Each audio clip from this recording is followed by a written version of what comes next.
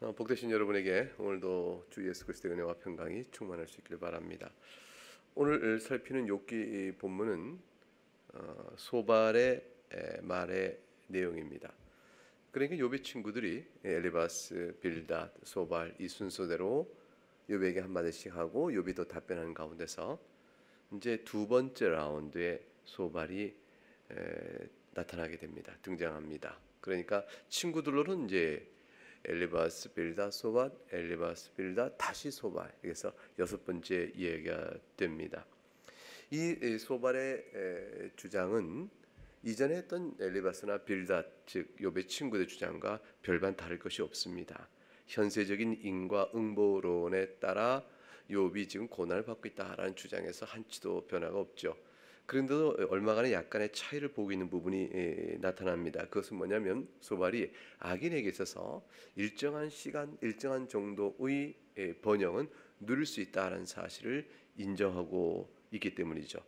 사실 욥은 줄곧 뭐라고 반박하냐면 친구들이 욥이 네가 고난받는 것은 네가 악인이기 때문에 그렇다는 말에 대해서 이 세상에 악인들이 번성하고 있는 것을 모르느냐, 이 세상에서 악인들이 번성하고 있다는 걸 보고 있다면 그렇다면 자신이 또한 고난을 행하여 악을 행하고 있다면 그렇다면 내가 악인이 되어야 하는데 내가 악을 실제 행한 것이 없으니 너희들의 말은 설득력이 없다라는 것이죠. 만약 악 때문에 내가 고난을 받는다면 이 세상의 악인들이 다 고난을 고사하고 세상에 번성하고 있는 것은 무엇 때문이냐고 욥은 사실 친구들에게 반박을 했었습니다.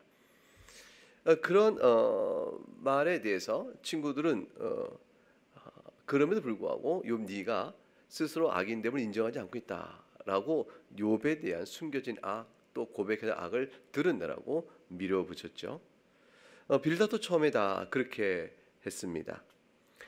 그러나 욥의 반론, 즉 악인이 세상에서 번영되고 있는 사실을 너희가 관찰하고 있다면 어떻게 나한테 그렇게 말할 수 있겠는가라고 반론을 핀 것에 따라서 일시적인 번영론을 오늘 본문에서는 펼치게 됩니다. 그럼에도 불구하고 빌닷은 여전히 소발은 여전히 앞에 있는 엘리바스와 빌닷과 다를 바 없이 또는 자신의 주장과 이전 주장과 다를 바 없이 현세적인 응과응보론에 그냥 갇혀 있습니다. 왜냐하면 일시적으로 번영을 한다 할지라도 이 세상에서 반드시 벌을 받게 될 것이기 때문에 그렇다라는 주장을 하고 있죠.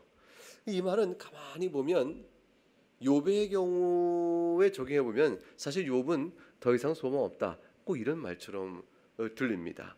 왜냐하면 욥이 만일 지금 현재 고난받고 있는데 이것이 여기서 회복되지 않는다면 욥은 이전에 누렸던 그 번영과 이전에 하나님께 복을 받았다고 말했던 모든 것들이 악인이 일시적으로 받는 번영의 내용에 불과한 것이 되고 말기 때문입니다.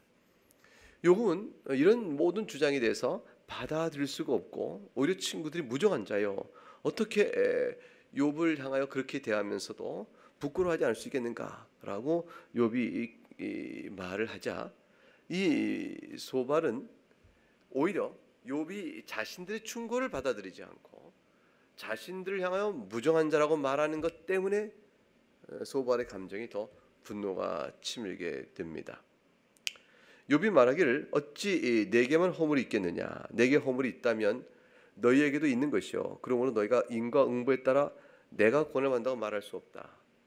내게 허물이 있다면 너희들도 허물이 그만큼 있을 것이요, 따라서 너희들도 나와 같은 고난을 받아야 하는 것이 아니냐라고 반박하는 것에 대해서 참아낼 수가 없었던 겁니다.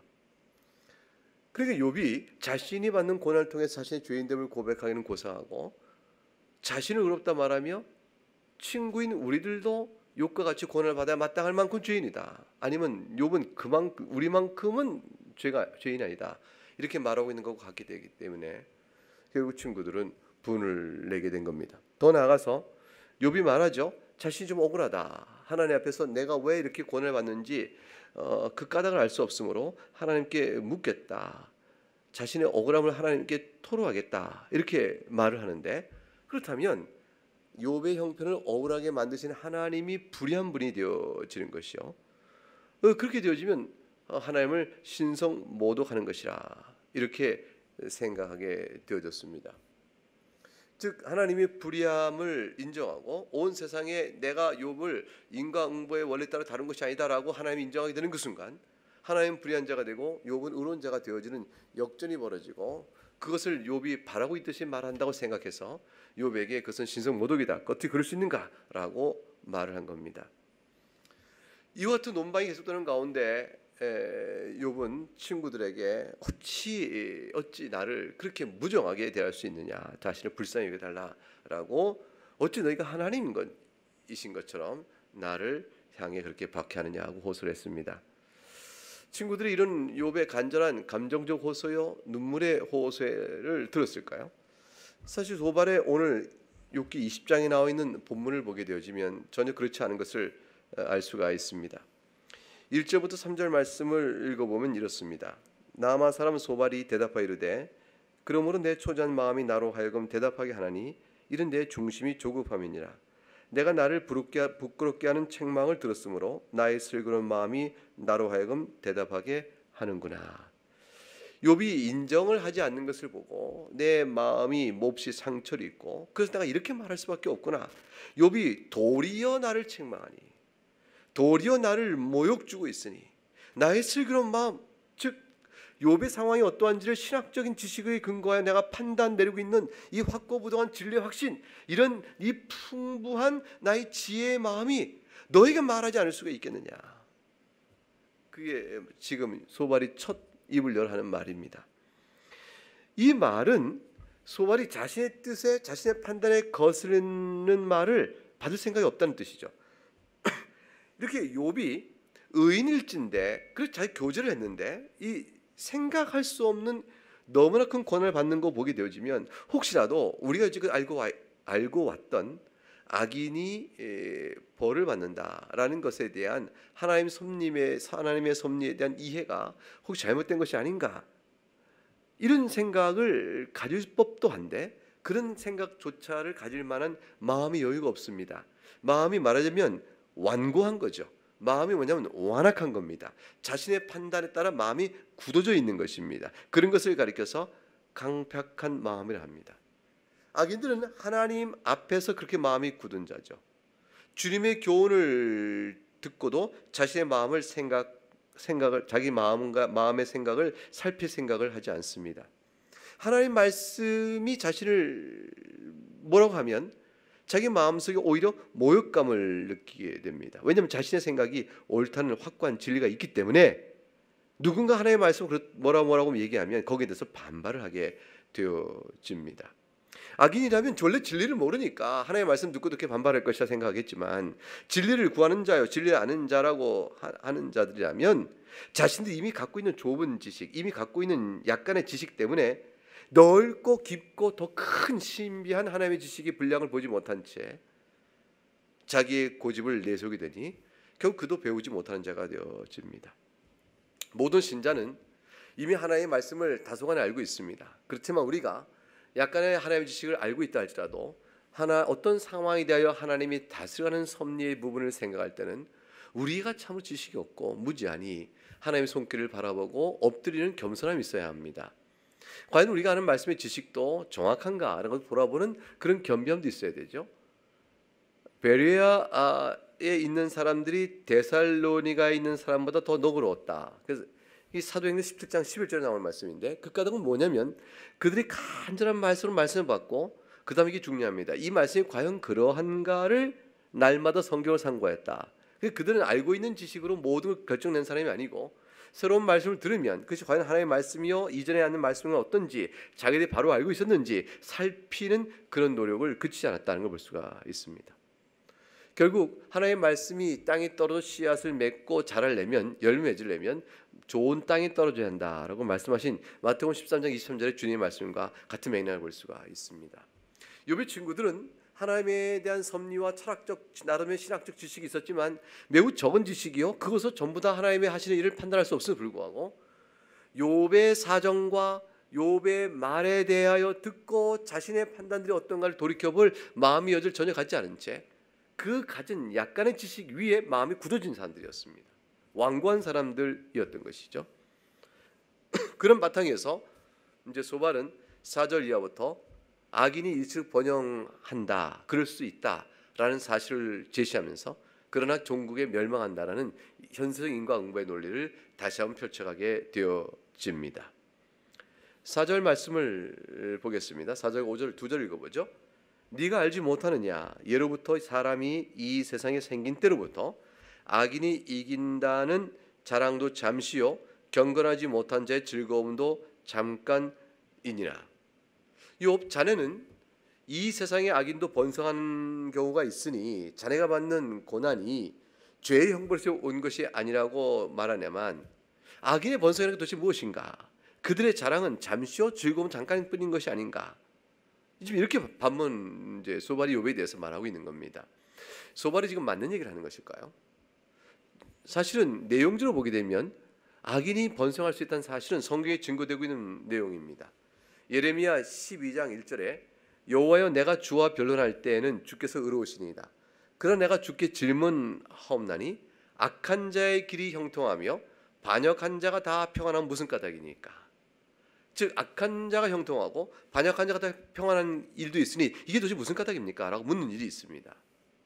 그러나 예레미야 12장 10절에 가게 되니까 그러한 악인의 일시적 번역에도 불구하고 그들이 순종하지 않으면 내가 반드시 그날을 뽑으리라, 뽑과 멸하리라 여호와의 말씀이니라, 이렇게 되어 있어요. 그러니까 하나님께서 악인들이 일시적으로 평안해도 멸망케 할 거라는 말씀을 주고 계신 것이죠. 확실히 맞잖아요. 시편 92편 7절에 악인들은 풀같이 자라고 악을 행하는 자들은 다 흥황할지라도 영원히 멸망하리라 말씀했습니다. 그러므로 하나님께서 악인의 일시적 번역에 불구하고 그들이 멸망할 것이라는 사실은 그런 소발의 주장은 옳은 것 같습니다. 사실 소발의 주장은 가만히 들여다보면 또 욥의 세 친구들 주장 다 마찬가지인데 부분적으로 다 옳은 얘기를 하고 있습니다. 이번 소발의 주장은 결국 무엇입니까? 악인이 일시적으로 번영할지라도 반드시 멸망한다, 심판을 받는다. 이것은 이 주장의 도식은 맞습니다.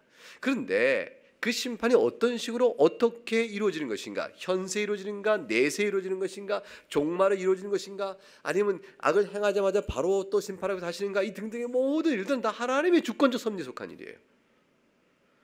가만히 생각해 보게 되면 이 세상이 전부인 양 말할 수는 없는 것이죠. 이 세상이 전부인 양, 이 세상의 한시적 관점에서 만일 끝을 봐야 한다, 인과응보의 끝이 나와야 한다면 이 세상은 부조리가 가득 차 있어서 하나님을 믿을 수 있는 길이 없어집니다. 왜냐하면 이 세상은 언제 죽을 때까지 악인이 끝까지 멸망치 않고 번성하는 경우를 볼 수가 있기 때문입니다. 욥이 21장에서 소발에 대하여 바로 이 지점을 들고 반박을 하게 됩니다. 이게 다음 주에 우리가 살펴볼 내용이겠습니다. 의인의 고난도 있어요. 부조리는 악인이 왜 형통한가라는 부조리도 있지만 의인은 왜 고난받는가라는 부조리도 있는데 이 욥의 친구들은 지금 악인은 고난을 받고 심판을 받는다라는 인과응보의 현세적 인과응보에 이 땅에서 해결 보는 것이죠. 현세적 인과응보론에 꽉 갇혀 있어서 악인이라도 형통하게 되어진다는 그런 이 세상에 가득 찬 부조리로 바로 이해하지 못하고 있고, 더 나아가서 의인이라도 고난받는 일이 그들이 정직한 관찰을 해보게 되면 알 수 있는 것인데 그것에 대한 고려조차 없는 겁니다. 만약 그들이 사상적으로 의인이라도 고난을 받을 수 있다라는 사실을 조금이라도 관찰을 하고 있었다면 욥의 경우에 대하여 당신이 고난받으니까 악인이야 이렇게 내몰지는 못했을 것입니다. 그러니까 이 세상을 보고 관찰하고 아는 바에 대한 지식도 불균형적이었죠. 의인이 고난받는 건 미처 관찰하지 못했으니까 그들의 관찰이 정확하지 못했던 겁니다. 거기에 더 나아가서 좁은 지식의 제한을 받고 있으므로 그들은 오류를 낳고 말았습니다. 철학과 지혜는 있을지 모르지만 매우 제한된 것이었습니다. 그러므로 이와 같은 제한된 지식 위에서는 결국은 부조리 문제를 풀지 못해요. 저들도 욥의 세 친구들도 부조리 문제를 풀지 못하는 사실을 인정해야 하는데 그들은 이렇게 해결해 버립니다. 고난받았어? 그럼 악인이구만. 평안해? 그럼 의인이구만. 이렇게 도식적인 판단으로 세상의 이치를 다 헤아린다면, 그런다면 그들이 얼마나 많은 잘못된 판단을 하는 것이 있겠는가 하는 것을 우리는 잘 알고 있을 수 있는데, 저는 그런 것은 아예 초에 생각지 않고 그렇게 판단해 버리는 겁니다. 누가 알겠어요? 평안하니 의인이요, 고난받으니 악인이라고 이렇게 말하는 의인과 악인에 대한 궁극적인 판단은 내면적이요, 감춰진 것이요, 숨겨진 것이요, 이런 부분도 많이 있기 때문에 그렇게 주장한다고 해서 그것을 누가 판단하여 너 틀렸다, 너 맞았다 이렇게 말할 자가 하나님께서 말씀 안 해주는 한 누가 있겠습니까? 그러니까 그들은 그들에게 판단하는 겁니다. 그래서 사람들이 저 사람 의인인데 왜 고난받았지? 그러면 숨겨진 악이 있는 거야. 또 사람들이 저 사람 악인데 왜 이렇게 평안한가? 그럼 저 악인은 사실상 평안을 누릴 만한 의의가 있는 것일세. 이렇게 말을 해버리고 말게 되겠죠. 결국 자신이 알고 있는 지식에 의해서 세상에 벌어지는 모든 일들, 이 일들 다스려가는 하나님의 섭리를 제한시켜버리고 자기 주장을 하게 되어지는 일이 되어진 것입니다. 그래서 소발은 결국 의인이 번성할 수 있지만, 일시적으로는 번성하지만 멸망한다라는 주장을 하게 된 것에 부분적인 진리가 있지만, 그것을 욥에게 적용하거나 모든 사람의 상황적에 적용한다는 것은 매우 어려운 일인데 그런 실수를 범한 것입니다. 계속 읽어보겠습니다. 소발이 계속 6절부터 7절에 이렇게 말하고 있죠. 그 존귀함이 하늘에 닿고 그 머리가 구름에 미칠지라도 자기의 똥처럼 영원히 멸망할 것이라. 그를 본 자가 이르기를 그가 어디 있느냐 하리라. 지금 소발은 이제 악인이 일시로 번영하더라도 반드시 멸망받는다라는 말을 하고 나서 이제 그 멸망의 상태가 어떠할 것인지를 풀어내기 시작합니다. 몰락의 정도요, 심판의 정도가 얼마나 심각한 것인가를 풀어내기 시작합니다. 자, 내가 왜 악인의 번성함이 일석인가 하는 것을 말하겠네. 들어보게나.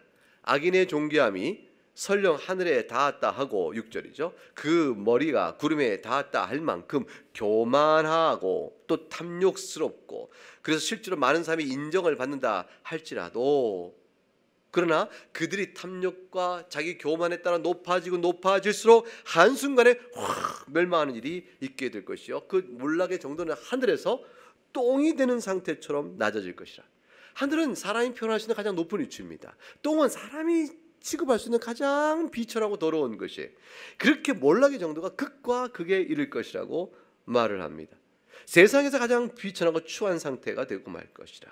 그리고 그것은 영원히 망할 것이라 7절에 되어 있으므로, 7절에 영원히 망할 것이라 되어 있으므로 다시는 일어날 가능성과 기회가 없다는 것을 의미합니다. 이 말씀은, 이러한 주장은 악인이 번영하더라도 하나님의 심판받으면 그렇게 악인이 멸망한다는 사실을 반영하고 있긴 하지만, 이것을 욥에게 말하고 있을 때는 참 묘한 뉘앙스가 벌어집니다. 욥, 자네가 과거에 하늘처럼 높이 많은 명망을 구가했지만 지금은 자네 처지가 똥처럼 됐네. 자네가 똥처럼 된 것이 아닌가, 이렇게 말한 것 같죠. 만일 욥의 처지가 똥처럼 됐다는 말을 전제로 이 말이 되고 있다면 어떤 무서운 말이 되어집니까? 욥, 자네는 이렇게 멸망했으므로 다시 하나님께 일어날 소망이 없어, 영원히 망해버린 것일세 라고 말하는 것이 되어집니다. 잔인한 말이요, 무정한 말이요, 냉정한 말이요, 자신이 알고 있는 진리의 한계를 미처 돌아보지 못한 채 교만하게 말한 말이 되고 맙니다. 어렵고 고난 속에 있는 자를 향한 온유하고 따뜻한 마음이 없는 것이죠. 욥이 자신들과 다를 바 없다고 생각하고, 자기들이 욥과 다를 바 없다고 생각하고, 욥이 당한 고난은 자신을 미칠 수 있다는 생각까지도 생각해보면서 크고 높고 두려우신 하나님 앞에서 자신들이 어떤가를 돌아보는 마음이 있어 조금이라도 있었다면, 욥을 향하여 그렇게 너는 똥이다, 너는 다시는 일어나지 못하고 영원히 망한 자가 될 것이다, 이런 말을 하지 못했을 겁니다. 갈라디아서 5장 22절 23절에 성령의 열매는 사랑과 희락과 화평과 오래 참음과 자비와 양선과 충성과 온유와 절제라고 말했는데, 이것은 성령의 열매가 저들에게 없었던 것이죠. 마태복음 5장 5절에 온유한 자는 복이 있나니 그들이 땅을 기업으로 받을 것이라 해서 천국을 기업으로 받는 자의 행복을 주님이 가르쳐 주셨는데, 저들에게는 천국 백성의 심령이 없었던 것입니다. 실제로 소발은 말하자면 영원히 망할 것이라는 말을 욥에게 하면서 욥을 향한 소망을 거둬버립니다. 그 생각에는 욥이 돌이켜 회개하여 하나님의 긍휼을 받아야 할 터인데, 욥이 그렇게 될 수 있을 거라는 생각을 않고 이제 여기서 끝을 내버립니다. 그래서 소발은 세 번째 라운드에 엘리바스와 빌닷이 다시 한번 욥에게 말할 때 소발은 자기 차례를 취하여 다시 말하지 않습니다. 여기서 모든 얘기 끝내버립니다. 소발은 단정을 내린 것이에요. 욥은 영원히 망한 자라. 꿈처럼 지나갈 것이요, 악인의 일시적 번영은 실책 없이 살릴 것이라고 얘기합니다. 이 말씀도 맞죠. 자, 8절 볼까요? 9절 같이 두 절 읽어보겠습니다. 그는 꿈같이 지나가니 다시 찾을 수 없을 것이요, 밤에 보이는 환상처럼 사라지리라. 그를 본 눈이 다시 그를 보지 못할 것이요, 그의 처소도 다시 그를 보지 못할 것이며. 꿈이나 환상같이 사라질 것이라고 말합니다. 악인의 번성은 일시적이기 때문에 지금 있는 동안에 있는 것 같이 견고해 보이지만 그러나 실체가 없는 것 같아서 완전히 사라질 것이라고 말합니다. 그를 본 눈이 다시 그를 보지 못할 것이요, 처소도 다시 그를 보지 못한다 했으니 그가 모든 인간관계 안에서 사라지며 외면당하며 어디 버틸 곳이 없다고 말합니다. 10절 말씀 읽어보면 그의 아들들은 가난한 자에게 은혜를 구하겠고 그도 얻은 재물을 자기 손으로 도로 줄 것이며 라고 말했습니다. 자녀들이 부모의 죄에 대하여 대신 가난한 자, 즉 부모가 약탈하여 가난케 된 자, 그런 자들에게 대하여 악인이었던 부모가 착취한 것을 돌려주며 사죄를 구하는 일들이 있게 될 것이라, 그렇게 말을 했습니다. 그리고 11절에 그의 기골이 청년같이 강장하나 그 기세가 그와 함께 흙에 누리라, 이렇게 말씀하므로 악인은 비록 사는 동안에 기골이 청년처럼 강력하도 그러나 결국 그도 사라져버릴 것이라. 비참한 운명이요, 죽게 된 것은 마찬가지라. 악인의 기세란 것은 일시적으로 번영해도 그와 같은 것이라고 말합니다. 이 모든 것들은 사실은 자식의 문제, 재물의 문제, 모든 걸 보면 욥의 처지를 놓고 말하고 있는 것과 비슷합니다. 마치 소발이 어디서 악인이 이렇게 번성하다가 이렇게까지 망할 것이라, 악인이 망하게 되는 하나하나의 모습을 소발이 어디서 찾아와서 어떻게 말했을까요? 어쩜 이것이 욥의 형편을 돌아보면서 욥에 빗대어 하는 말인지 모르겠다 할 만큼 욥의 상황과 그대로 일치합니다. 악인의 재물은 어떠할꼬? 12절부터 14절 세 절 말씀을 읽어보면 그는 비록 악을 달게 여겨 혀 밑에 감추며 아껴서 버리지 아니하고 입천장에 물고 있을지라도 그의 음식이 창자 속에서 변하며 뱃속에서 독사의 쓸개가 되느니라. 비록 어떤 재물이 너무너무 좋아서 그걸 달게 여겨서 혀 밑에 감추고 그냥 거기 애지중지하는 것이죠.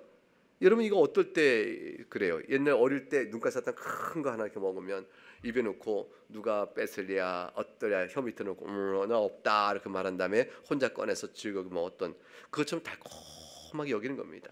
그 죄를 달콤하게 여기고 입천장에 물고 절대 안 내놓을래, 나 꼭 내가 이게 다 먹을 거야 라고 물고 그 죄를 즐겨하며 악인이 번성할지라도, 그러나 그것이 음식이 창자 속에 들어가선 독사의 쓸개가 되어지니 그의 생명을 빼앗는 것이 된다고 말합니다. 15절부터 17절까지 19절까지 15, 19절까지 읽어보겠습니다. 그가 재물을 삼켰을지라도 토할 것은 하나님이 그의 배에서 도로 나오게 하심이니 그는 독사의 독을 빨며 뱀의 혀에 죽을 것이라. 그는 강 곧 꿀과 엉긴 젖이 흐르는 강을 보지 못할 것이며 수고하여 얻은 것을 삼키지 못하고 돌려주며 매매하여 얻은 재물로 즐거움을 삼지 못하리니 이는 그가 가난한 자를 학대하고 버렸음이요 자기가 세우지 않은 집을 빼앗음이라. 악을 행하며 재물을 꿀꺽꿀꺽 꿀처럼 달게 빨며 먹었을지라도 결코 악인의 것이 못 된다고 말하는 겁니다. 15절 재물 삼켰나? 그럼 내 것이 된 것 같이 여길 줄 모르지만 도로 토하고 말 것이라. 하나님께서 그 배에서 나오게 도로 섭리하실 거라는 것이죠. 독사의 독을 빤 것과 마찬가지라. 그렇게 달콤했는가? 그러나 독을 빤 것이며 그렇게 좋아했는가? 뱀의 혀에 물려 죽는 것과 마찬가지 될 것이라고 말합니다. 강, 곧 꿀과 엉긴 젖이 흐르는 강을 보지 못할 것인 것은 젖과 꿀이 흐르는 강이 있다고 쳐보세요. 그럼 그 강은 쉽게 마르지 않습니다. 영구합니다. 오랫동안 갑니다. 유구한 세월 동안에 젖과 꿀이 흐르는 강을 가지고 있다면 그 부의 권세가 대대로 영원토록 이어질 것 같은데 그러한 강을 보지 못할 것이라 말했으니 일시에 사라질 것이라고 말을 합니다. 강이 있었다가 가물면 싹 사라져버리고 우기가 되면 잠깐 있다가 또 우기 지나면 싹 없어지는 그러한 간헐천과 같은 그런 것에 불과하다고 말을 하고 있지요. 18절에 수고하여 얻은 것 삼키지 못하고 돌려주며 매매에 얻은 재물로 즐거 삼지 못하리라. 그 가난한 자를 학대하고 버렸습니다. 자기가 세우지 않은 집을 빼앗습니다. 자기 집이 아닌 것을 가난한 자를 학대하여 그걸 빼앗으니 가난한 사람의 삶의 토대까지 허무는 악을 행한 그런 자가 그 빼앗은 재물로 그가 영원토록 즐거움을 누릴 수 있을 것 같으냐. 그가 결국 다 빼앗길 것이라 말씀합니다. 하나님께서 거두간다는 것이죠. 20절부터 21절 2절 말씀, 22절 3절 말씀 읽어보겠습니다. 그는 마음의 평안을 알지 못하니 그가 기뻐하는 것을 하나도 보존하지 못하겠고 남기는 것이 없이 모두 먹으니 그런즉 그 행복이 오래가지 못할 것이라. 풍족할 때도 괴로움이 이르리니 모든 재난을 주는 자의 손이 그에게 임하리라. 탐욕이 만족이 없이 아무리 많은 것을 얻고자 해도 곧 사라져 버릴 것이요 그나마 누리는 동안에도 20절 마음의 평안이 없고 하나님께서 보존하지 않고 하나도 보존 못해서 빼앗아가 버릴 것이며 그 행복이 오래가지 못할 것이라. 풍족할 때라도 22절 괴로움이 이를 것이니 모든 재난을 주는 자의 손이 그에게 임할 것이라. 사실 22절 말씀도 그대로 욥에게 적용되어지죠. 욥이 풍족했을 때 갑자기 재난을 주시는 하나님의 손길이 임하여서 모든 소떼와 양떼가 사라져버리는 그런 불행을 그런 욥이 겪게 됩니다. 악인들을 향한 일체 번뇌에 불구하고 하나님이 내리시는 심판은 저들을 멸망케 할 것인데 그 심판이 23절부터 29절까지 어떠한 형태로 될 것인지를 쭉 나열합니다. 한번 보겠습니다. 악인이 어떤 형태의 심판을 받게 될까요? 23절 그가 배를 불리려 할 때 하나의 맹렬한 진도를 내리시리니 배가 부르려고 할 때 즐길 때죠. 이제 먹고 이제 정말 좋구나 이렇게 내가 정말 이렇게 많은 재물 쌓고 평안하구나 하고 그것을 즐기려고 할 때 하나님이 진노를 내려버렸어요. 음식을 먹을 때에 얼마나 만족하고 좋은 순간이에요. 음식을 먹을 그때에 그 즐거움을 누릴 수도 없이 위에서 그의 위에 비같이 하나님의 진노를 내려버리십니다. 결국 악인이 번성해도 번성해 모은 재물을 결코 즐길 틈을 갖지 못한다라고 말하는 것입니다.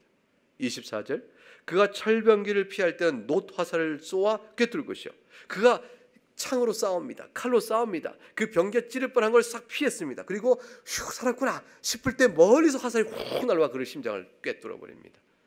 미처 피할 틈도 없었고 막을 틈도 없었고 어디서 날아오는지도 모르게 어느새 저 멀리서 화살이 날아와서 그냥 그 심장을 꽉 꿰뚫어 버리는 것이죠.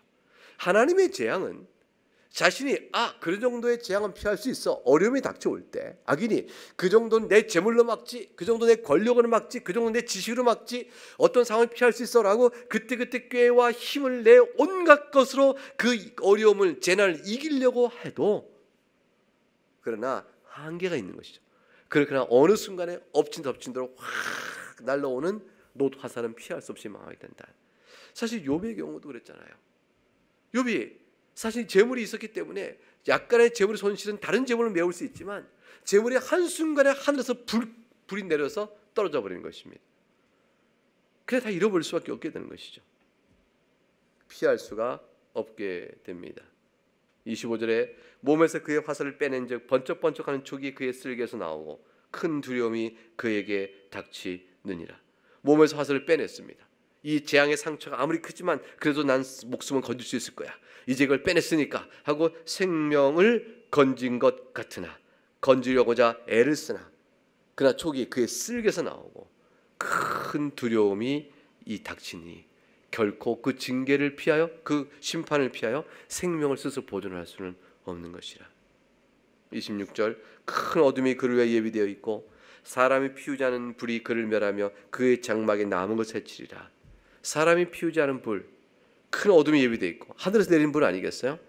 이것이 욥기 1장 16절에 욥이 당한 바로 그 재난을 욥기 1장 16절에 그렇게 표현했습니다.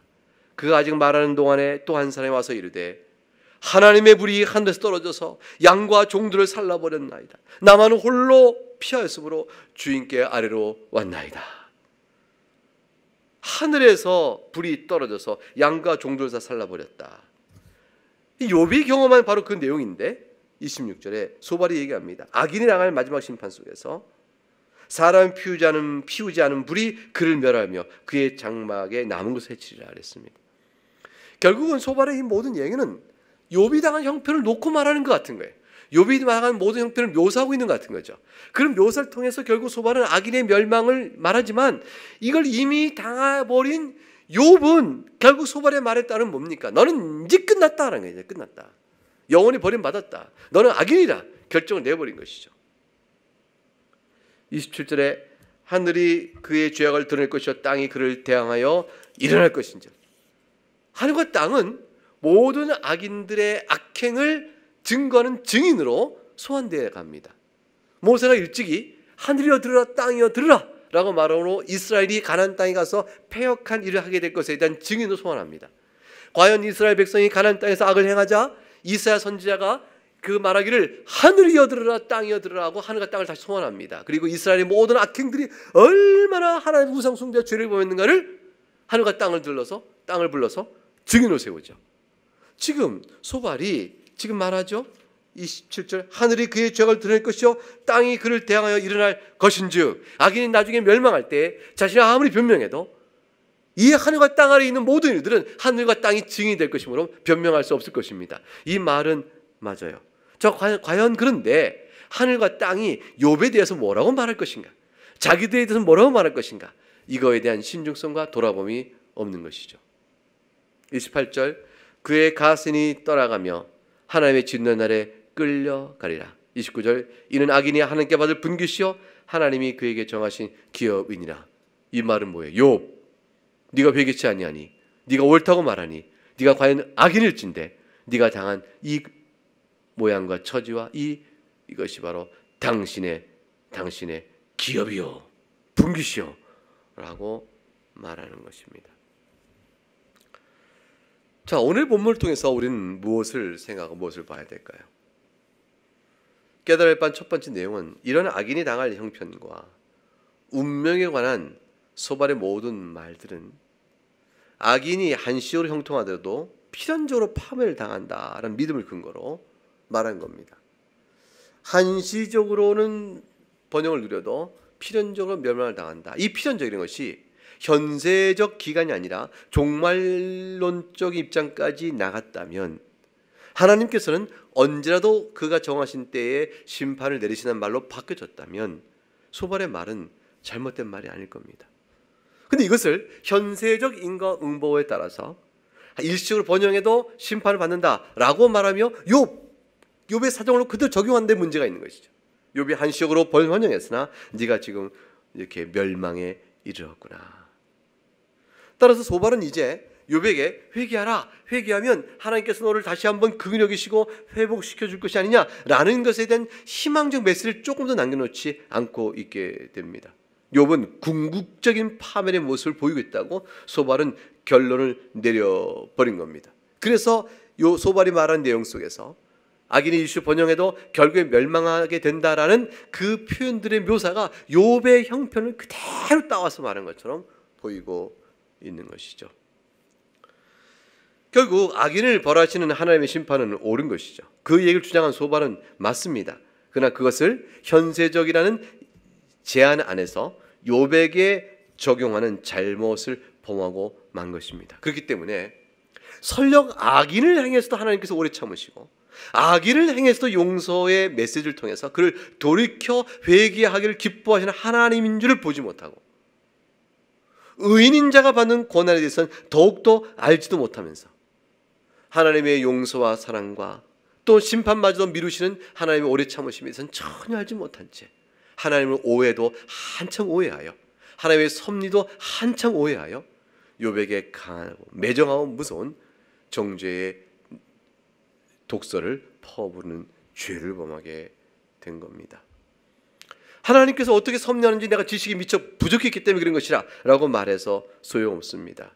이미 그들이 갖고 있는 지식만으로도 충분했던 겁니다. 마음이 부드럽다면, 마음이 긍휼의 마음이 있다면, 온유했다면, 아니 그가 오랜 친구의 모습을 정확히 이해하고 있었다면 그들은 욥에게 그렇게 말하지 않을 수 있어야 하는 것입니다. 그런데 스스로 자신의 마음이 강팍하여 자신의 미련한 생각을 가지고 세상의 부조리를 다 풀어낼 수 있다고 말하며 의인에 받는 고난의 이치를 모른 채 욥에게 정죄함으로 말미암아 욥은 소발은 또 엘리바스와 빌다가 마찬가지로 자기들 머리 위에 스스로 정죄의 무게를 더해가고 만 것입니다. 모든 교인은 마음이 부드러워야 합니다. 우리 나름대로 하나님에 대한 지식을 갖고 있습니다. 그러나 하나님의 섭리에 대해서 이렇게 좀 판단할 수는 없습니다. 어떤 사람이 고난을 당하자 하나님께 벌 받은 것이라 말하면 그건 죄입니다. 어떤 사람이 어려움을 당하고자 찾아가서 회개하라고 말하면 그것도 또한 죄입니다. 하나님께서 왜 그들에게 고난을 주는지는 우리는 다 알지 못해요. 어떤 사람이 자신이 인생 살아간 일이 순조롭게 뭐가 잘 풀린다고 해서 자신이 의로운 자요 하나님이 사랑하는 자요 하나님이 자기를 칭찬하고 있다고 생각하면 오산입니다. 요나는 일이 순적한 것 같았으나 풍랑을 맞아서 그것이 그렇지 않다는 사실을 깨닫게 되어졌습니다. 하나님 앞에서 정직한 자기 심정으로 말씀에 비추어 자기를 돌아보는 그런 부드러운 마음이 모든 신자에게 있어야겠습니다. 오늘 소발의 이 태도와 이 발언을 보면서 우리는 그 점을 생각하게 됩니다. 동시에 우리는 회개하지 않는 죄의 악인을 반드시 벌하시는 하나님의 공의의 심판을 두렵게 바라봐야 합니다. 그런 소발의 얘기는 일리가 있는 말이요 진리를 전해준 부분이 있기 때문입니다. 하나님은 회개하지 않는 악인을 반드시 멸하십니다. 예수 그리스도 안에서 용서하신 하나님의 사랑과 긍휼을 우리 높이 찬양하면서 우리 모든 죄악을 다 용서하신 하나님의 사랑과 긍휼을 높이 찬양하면서 하나님의 법도를 사랑하고 하나님께 감사하며 자신을 신령한 제물로 드리기에 우리는 힘써야 할 것입니다. 예배소 4장 20절과 22절의 말씀에 오직 너희는 그리스도를 그와 같이 배우지 아니하였느니라. 진리가 예수 안에 있는 것 같이 너희가 참으로 그에게서 듣고 또한 그 안에서 가르침을 받았을진데 너희는 유혹의 욕심을 따라 썩어져가는 구습을 따른 옛사람을 벗어버리고 오직 너희 심령이 새롭게 되어 하나님을 따라 의와 진리의 거룩함으로 지으심 받은 새 사람을 입으라. 우리는 소발의 모습 속에서 새 사람을 입은 부드러운 심령이여 의와 거룩과 진리를 따라가는 사람으로 살아갈 것을 생각해야 되며 동시에 소발의 말 속에 악인을 반드시 벌하시는 하나님의 심판의 메시지 앞에 우리는 두려워할 줄 알아야 됩니다. 소발은 공의의 심판으로 내리시는 하나님의 영광을 말하지 않아서 잘못된 것이 아니라 말했을 때 그것을 현세적 인과응보론에 가두어 버려서 잘못된 것입니다. 그러나 그의 악을 미워하시고 벌하시는 하나님의 공의는 분명하게 증거되고 있으니 우리가 이 앞에서 두려워해야 됩니다. 그러면서 두려워하는 우리들에게 두려워하지 않도록 길을 열어주신 예수 그리스도 십자가를 생각하면서 오직 그 십자가 안에서 우리의 모든 죄짐을 내려놓고 모든 근심과 세상의 무거운 짐을 내려놓고 하나님을 찬송하며 감사하며 나가야 할 것입니다. 소발은 불행히도 그 은혜를 알지 못했고 욥도 아직도 그 은혜를 알지 못해서 범민 가운데 있습니다. 이제 이와 같은 소발에 대하여 욥이 어떻게 반응을 보이고 욥은 또한 어떠한 마음으로 대해 나아가는지 그것은 다음 주에 욥의 21장 내용을 통해서 말씀을 이어 살펴보도록 하겠습니다. 네, 다 같이 기도하겠습니다.